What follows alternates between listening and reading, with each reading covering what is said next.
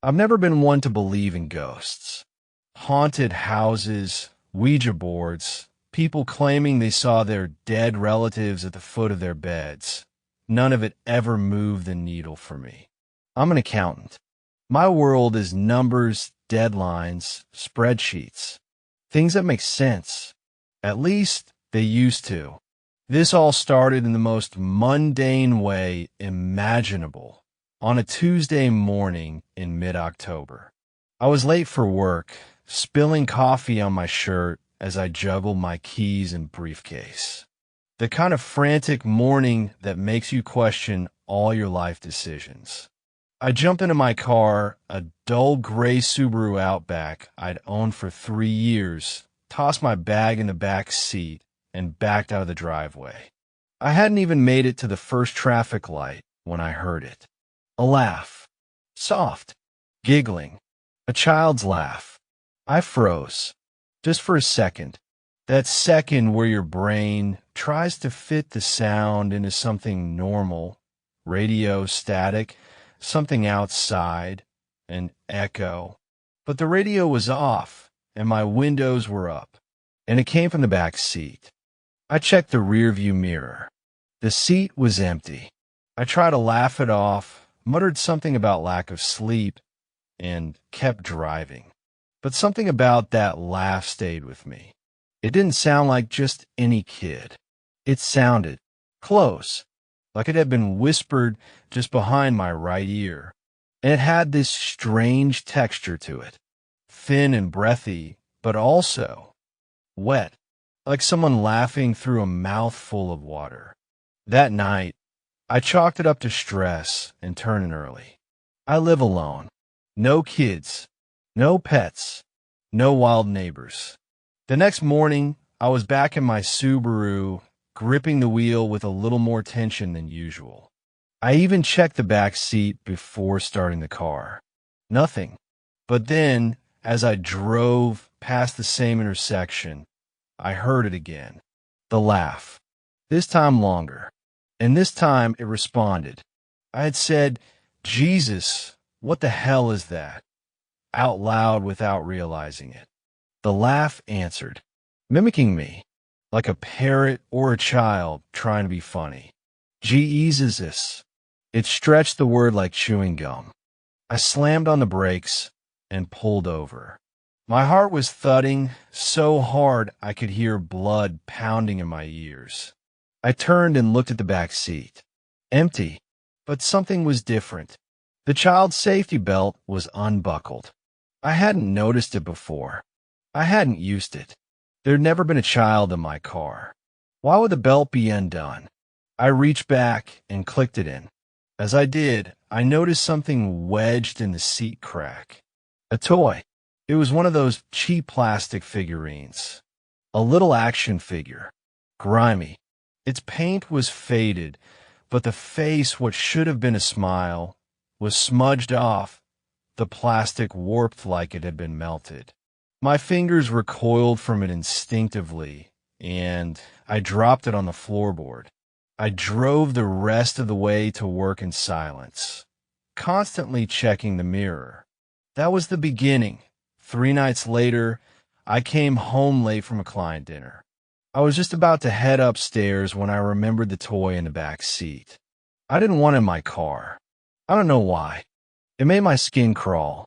I went back outside and opened the rear door. The toy was gone. I froze, scanning the floor and under the seat. Nothing, but something else caught my attention. The seat belt was unbuckled again, this time both sides, the child's and the middle passenger belt. And the middle seat had an indentation, as if someone had been sitting there. It was subtle. I probably wouldn't have noticed it if I wasn't already looking, but it was there, a slight dip in the cushion. I touched it. It was warm, as if someone had just gotten up.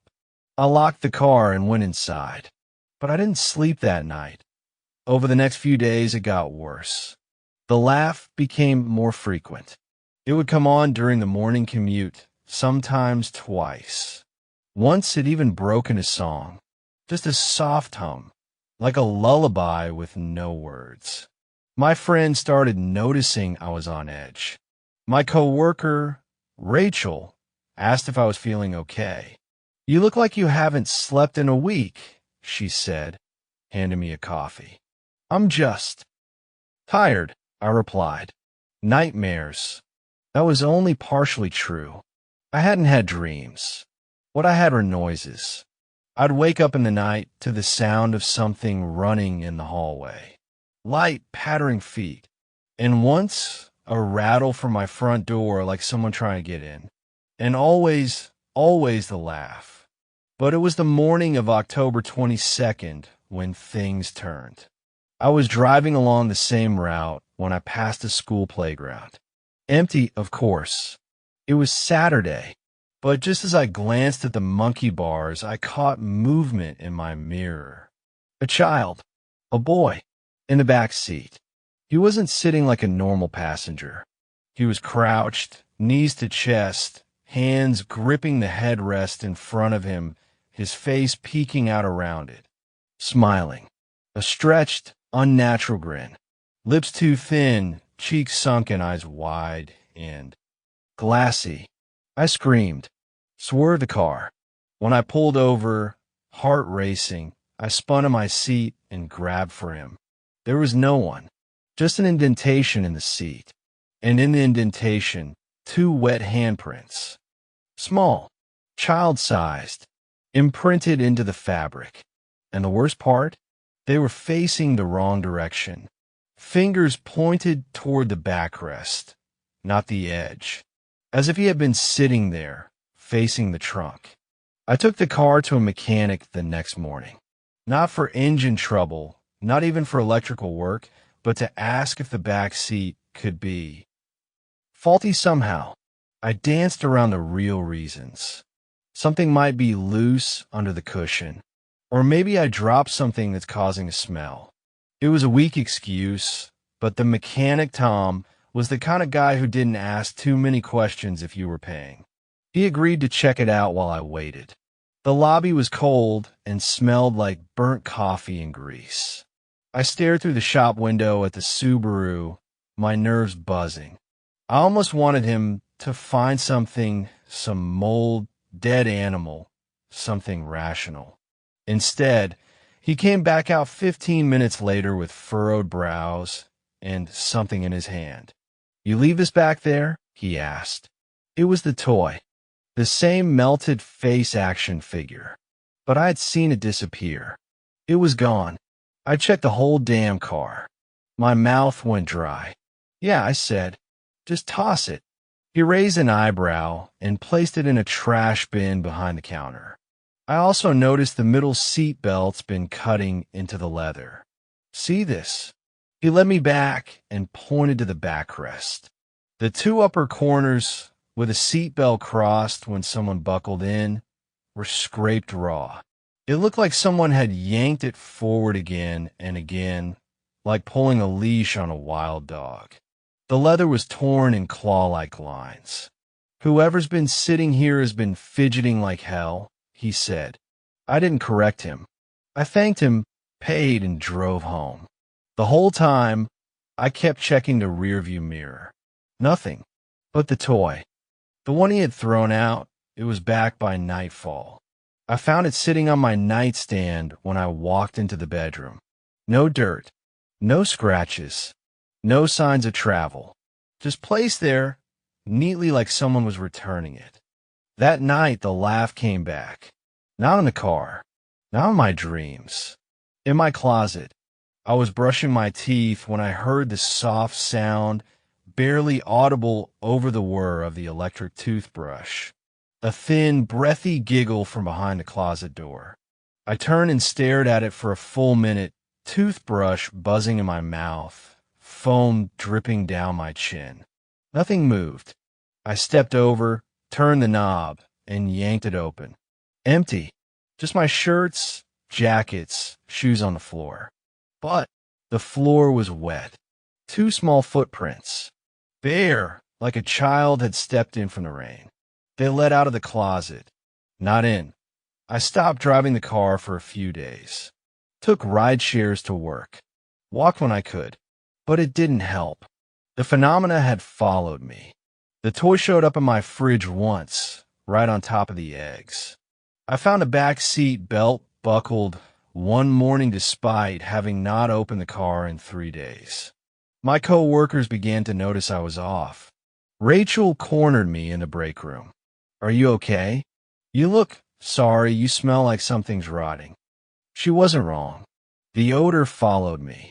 A faint, sour smell, like wet soil and something left too long in the heat. And the laugh, it changed. It wasn't always laughing anymore. Sometimes it was breathing, wheezing, like someone was crouched just out of sight, struggling for air. And then came the voice. The first time it spoke, really spoke, was the worst moment of my life to that point. I was half asleep, lights off when I heard it. Not a whisper, not laughter. A child's voice, hoarse and strained. "Don't forget your seatbelt." I bolted upright, sweat-soaked and shivering. The voice had come from beside the bed, down low, just at the edge of the mattress, where the floor creaked when someone stood. I didn't look.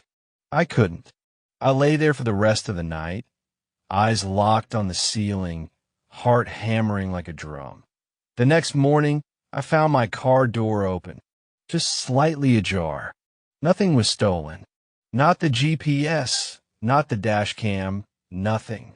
But on the back seat sat something new. A photo.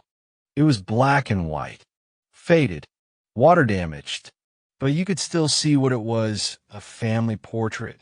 A woman, a man, and a child. The woman was holding the child in her lap.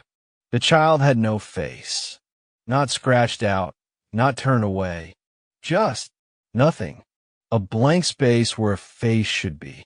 I flipped it over. Scrawled in a jagged hand were the words, "You forgot him." I tried throwing the photo away. 3 times. It always returned. In the mailbox. On my pillow. Once, taped to the inside of the bathroom mirror. Each time, the faceless child looked. Closer. Less like a blur. More like a shape.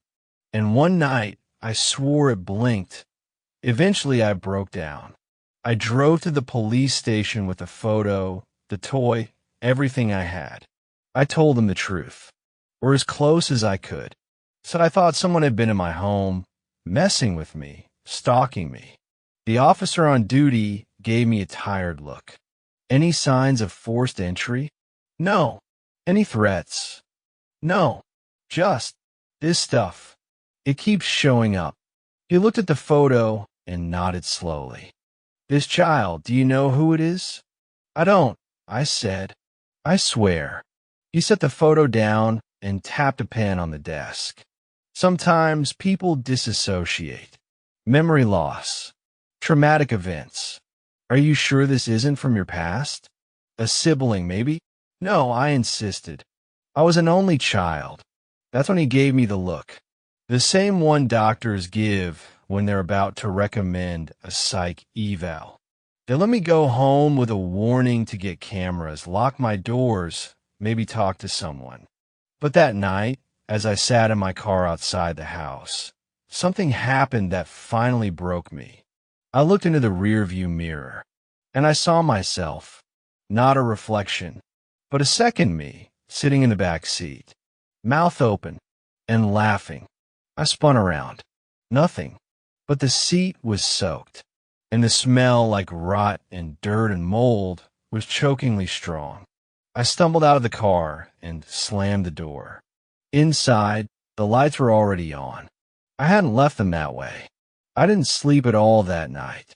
I sat on my living room couch with every light on in the house, a kitchen knife gripped in my hand, my back to the wall. Every few minutes, I'd hear something, a creak upstairs, the soft clink of the heater settling, the rustle of trees outside. But sometimes it wasn't just noise. At 2:17 a.m., the television turned itself on. Static, not white noise. This was thick gray fog, the kind that made your vision swim. It flickered for a moment, then a faint shape started forming in the static. A round shape, then dark blotches where eyes would go. A slit for a mouth. The static laughed. That same choking, childlike giggle I'd heard in the car. I couldn't move. I just stared. Then blink and it was gone. Just the black TV screen staring back at me. When I gathered the courage to stand, I walked over and yanked the power cord from the wall. Not just turned it off. Disconnected it. But from then on, every screen in the house, my phone, my laptop, even my microwave would randomly flash to static. And sometimes, just for a split second, I'd see the face again. The next day, I tried to talk to my mother. It felt desperate, childish even, but I needed answers about the photo, about my past, about anything that might explain what was happening. She sounded tired on the phone. "Sweetheart, you've been distant lately." "I know. I'm sorry. But I need to ask. Is there anything I don't know about when I was younger?" She paused. "You're going to have to be more specific. Did I have a brother?" She fell completely silent. "Mom." Another long pause. Then her voice, hoarse and small. "We don't talk about him." My mouth went dry. "So it's true. You were too young to remember. You were barely 2. It was a car accident. We lost him. And afterward, your father and I," she choked up. "You never told me." I whispered. "We thought it was better. You were so small. It didn't make sense to burden you with that." "What was his name?" I asked.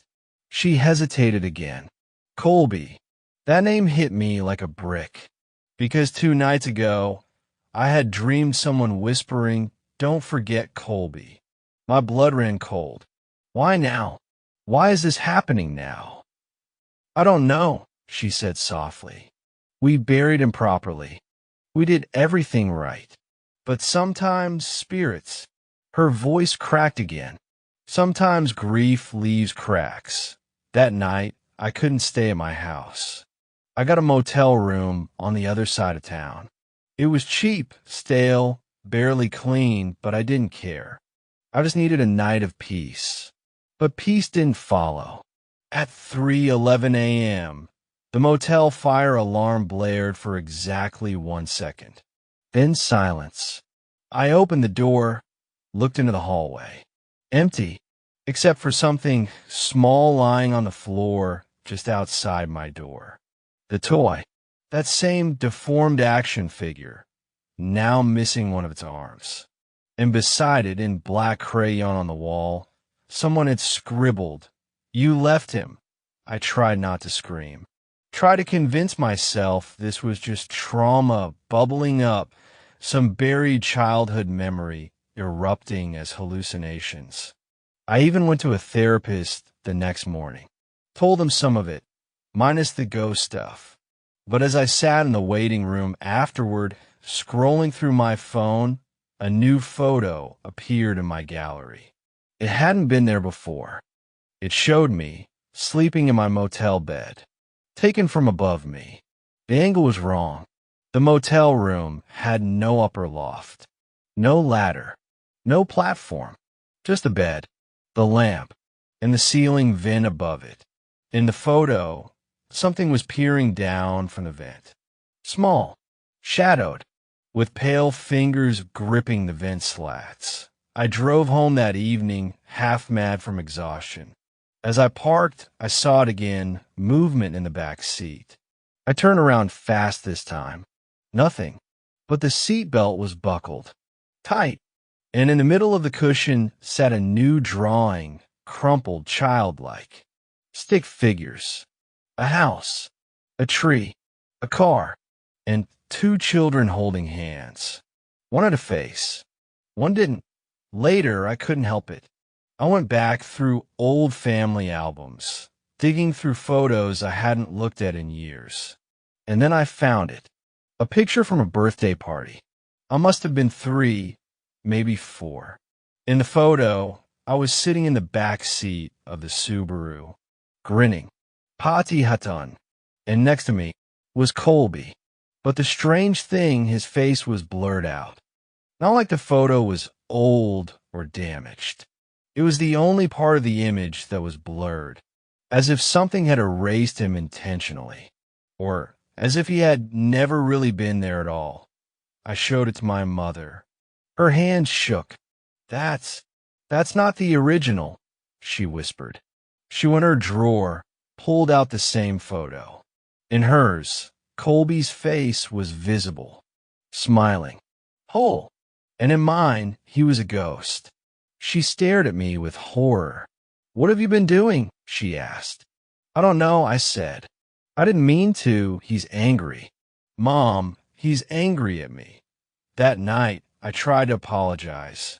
It sounds insane, but I sat in the back seat of the Subaru in the dark and whispered, I'm sorry, Colby. I didn't know. I didn't remember. Nothing happened at first. Then the radio flicked on. Static. The dial spun on its own. Then a voice crackled and distant through the speakers. You left me. The windows fogged instantly. Breath. Cold, choking breath. The dashboard lights went out, and something touched my arm. A small, cold hand. And then laughter. Louder now. A hollow, unhinged laugh like something that wasn't human was trying to mimic joy. I scrambled out of the car, fell onto the lawn. But even outside, I could hear the laugh echoing from the car's speakers. Inside the house, every mirror was cracked. The toy sat on the couch, facing the door. And on my bathroom mirror, written in condensation, were the words, Bring me home. When the air in my car started reeking, I knew I couldn't go on like this. Not with that hollow laugh haunting me from every corner. I pulled over one evening, stepped out, and nearly vomited into the gutter, a rotten, wet packaging smell that seemed to come from the upholstery itself, as though something had died there. I remedied it. Upholstery steamed clean, new dashboard covers, baking soda. But the moment I backed into the garage, I smelled him again. And I felt him ridiculously close, his body leaning against the seat, breath on my neck, warmth where no living thing should have been. I turned and screamed into the garage, alone. When the stink followed me inside, I broke. I started sleeping in the car, driveway lights on, engine running barely above idle. It felt like the only place I could wait without him touching me. I even installed a dash cam and parked it toward the back seat. No matter the angle, though it always recorded something, faint outlines, low static flickers, the swirl of darkness that wasn't shadows. Then, one morning, I found residue. On the dash, on the steering wheel, on every surface visible from the seat. Wet fingerprints. Cold. Slimy. Tabbed edges, tiny like minutes-old boy fingers. 6 prints. The center of the wheel. And above them, laugh lines smeared in condensation across the windshield. It read, Welcome back. I stopped driving. I couldn't. I'd freeze the car for days, unplug batteries, throw batteries away. But the next time I forced it to start, there was wetness beneath the seat again, liquid seep that pooled and dripped through the carpet. And always, that laugh low, ticking in rhythm behind me when I glanced in the mirror. One night, I confronted it mentally. I spoke into the rearview mirror. I'm sorry, Colby. I'm sorry I forgot. I waited. The dashboard lights flickered, and something scratched across the leather, sharp, fast. It wrote itself again. Sorries don't stay. I almost left the key in the ignition. I started sleeping in a motel again, but the motel room's dresser drawer squeaked open in the middle of the night. even though it was locked shut.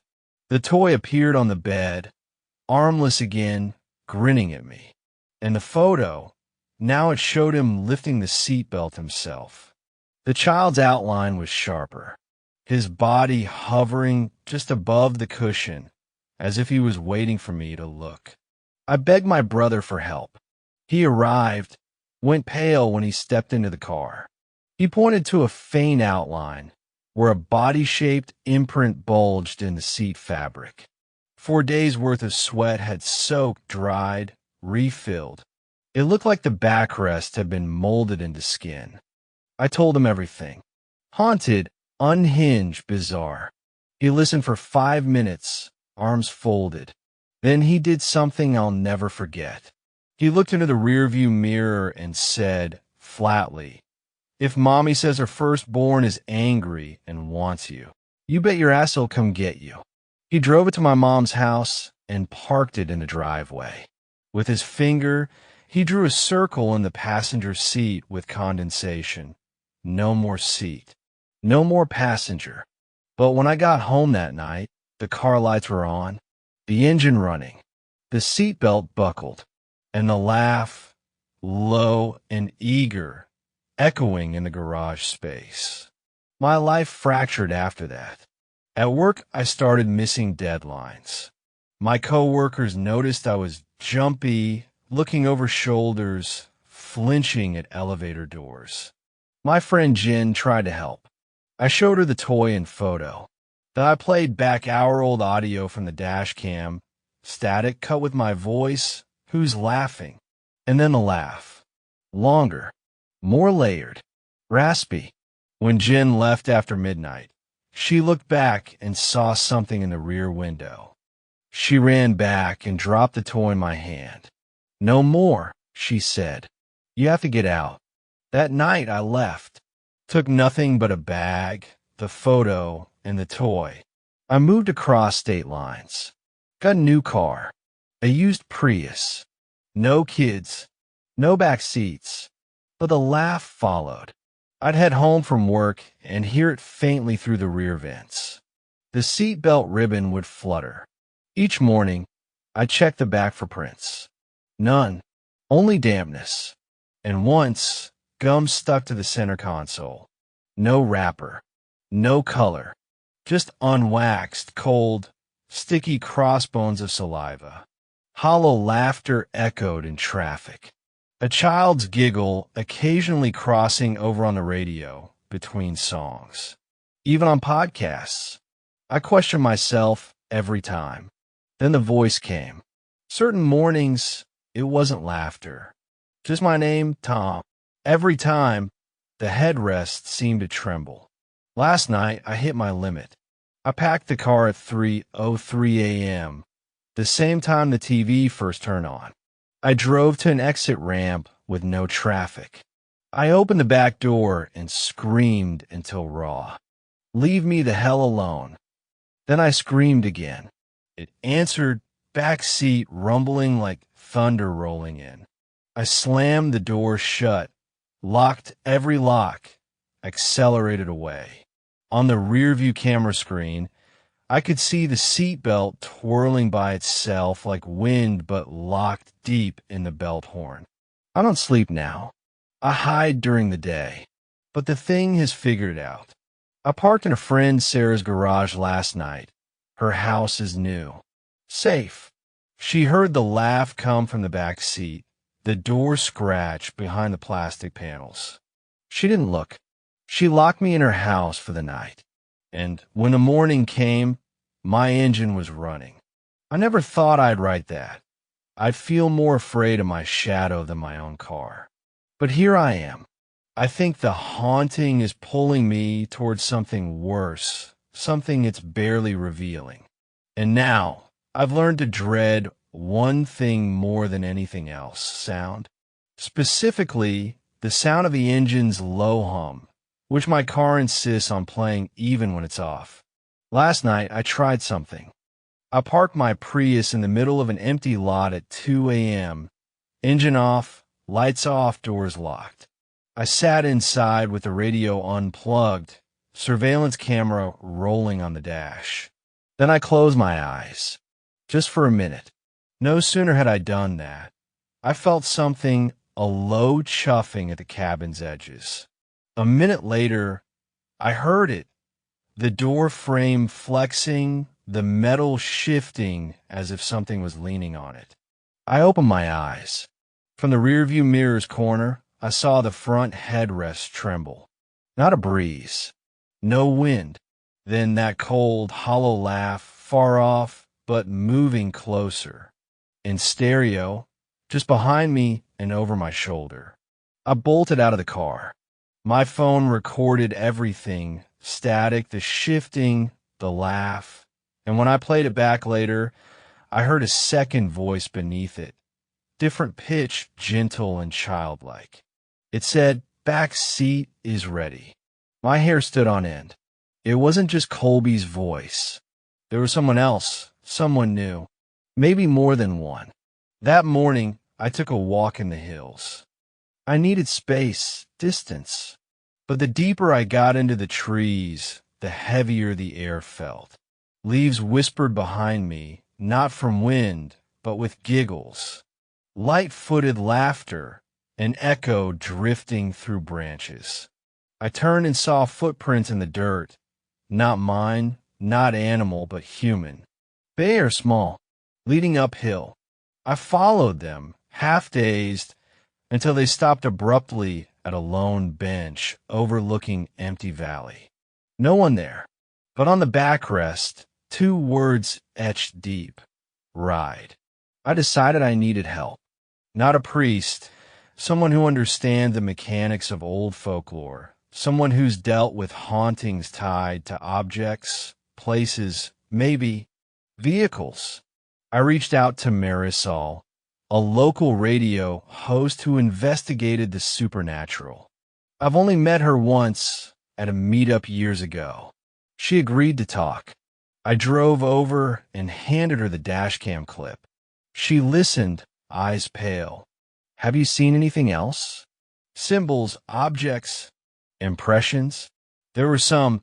2 nights ago, the laughter wasn't just audio. It showed on the rearview mirror as an image. I explained, starting to panic. She nodded, then pulled a small notebook from her bag. 2 things, she said. First, cars are liminal spaces between here and there. Not home, not destination. They invite weirdness. Second, ritual objects like toys, photos, seatbelts, they can serve as anchors. To draw energy, to grant access. She tapped the picture.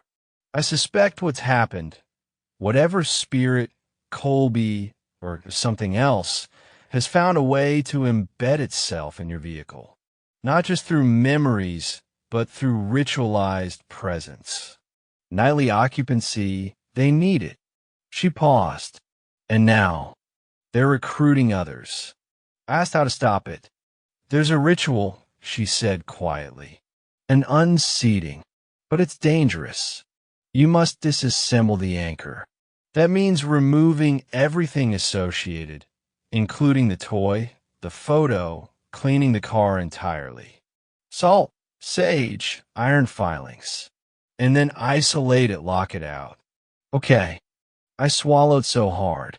Then, she added, you never use the car again.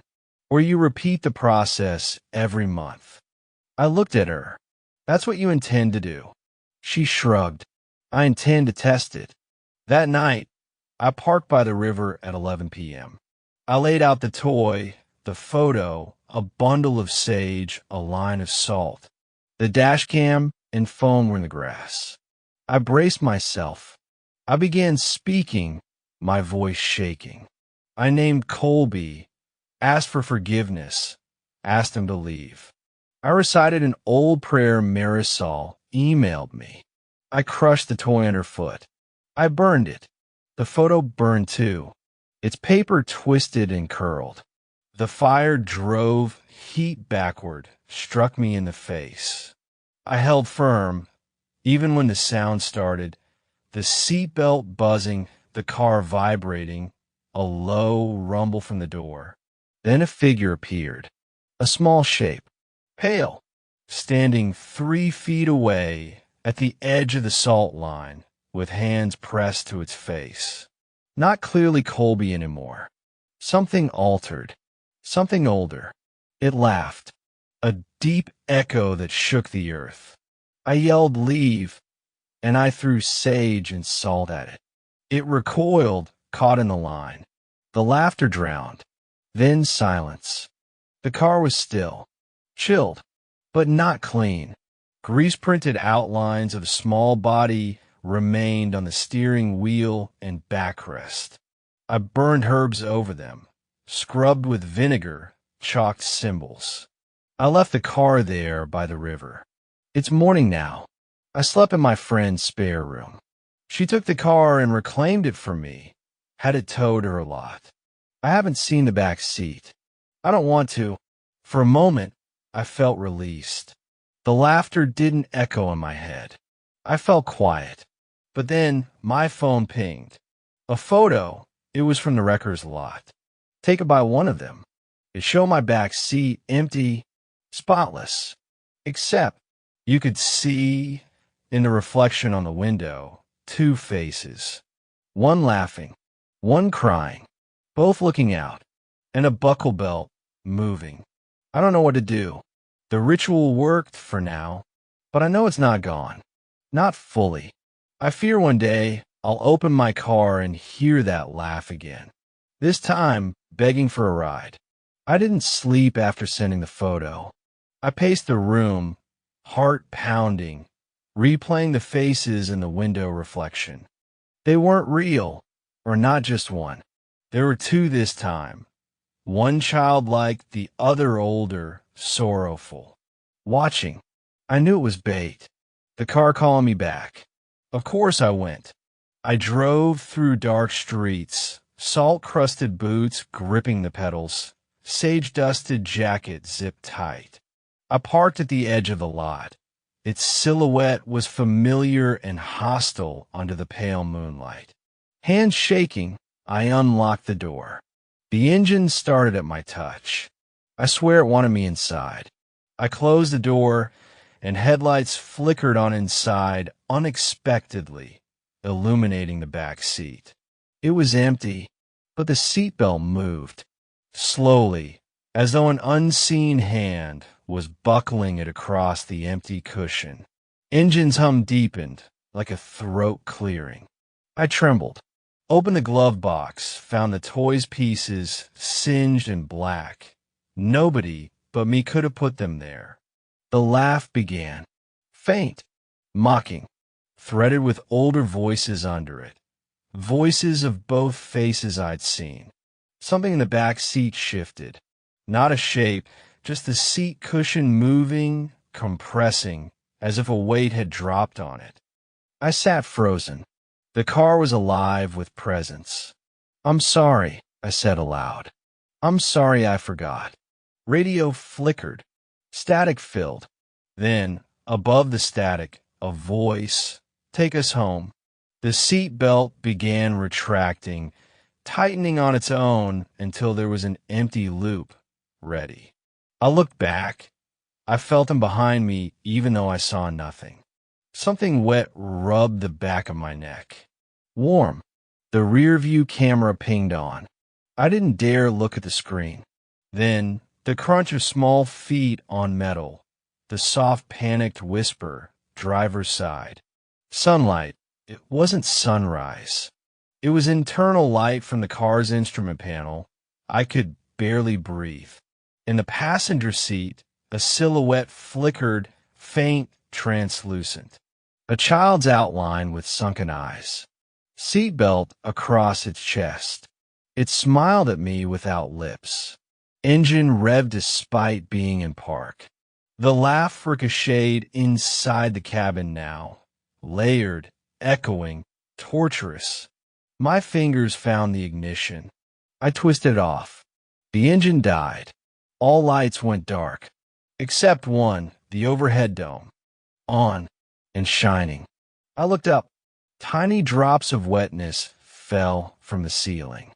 Something above me moaned, like a gale through a tunnel, but muffled like it was breathing through a pillow. I screamed. I couldn't take it anymore. I opened the door and lunged out, but something heavy pushed me back. The door slammed shut.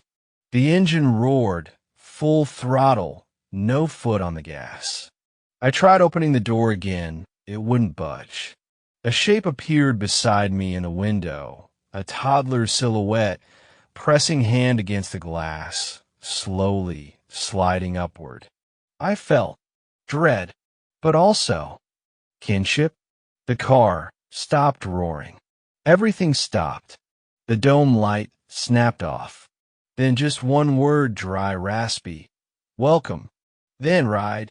When I woke, I was in the driver's seat, keys in ignition, engine cold. It was daytime. My hands were bloody. The car was idling. Wet footprints led from the back to the front. Shaking, I looked in the mirror.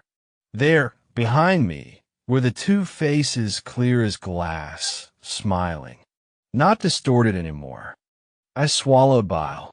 Then I laughed. Because I realized the truth. They aren't passengers. They're the driver now. They've taken me. And I can't stop. I write this from the passenger seat. Engine warm. Headlights on. I have no idea where we're going. The road stretches on. I don't remember leaving the house. The steering wheel is waving just slightly. I look down. It's moving my hand, turning left at an intersection I don't recognize. They're driving me. I can hear the hollow laughter again, mixed with my thoughts, echoing through my skull. Ride. Ride. Ride. I'm trapped in my own body, possessed behind the wheel, bound to this haunting ride forever. If you ever hear a child's laugh from an empty car, run. Don't look. Don't think. Just get out. You might be next.